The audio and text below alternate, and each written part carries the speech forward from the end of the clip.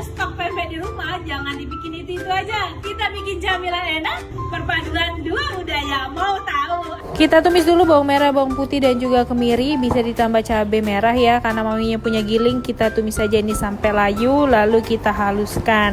Nah ini juga ada kacang yang sudah digoreng juga kita haluskan. Lalu kita siap untuk tumis. Untuk minyaknya mami pakai bekas goreng kacang dan juga bumbu tadi ya. Terus kita tambahin cabai merah sesuai selera dan juga daun jeruk.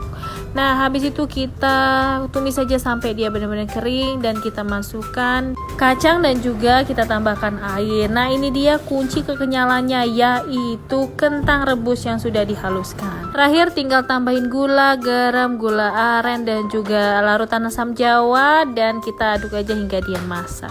Nah ini dia primadona kita, stok pempek lenjer. Kita tinggal iris-iris saja. Ini temannya udah ada telur, tahu, kentang dan juga kubis. Tinggal kita siram dengan kuah tadi, tambahin kecap, saus, sambal dan bawang goreng. Sudah siap untuk disajikan. Nah, gimana Bunda? Bisa jadi ide unik ya kalau punya stok pempek di rumah. Jangan lupa juga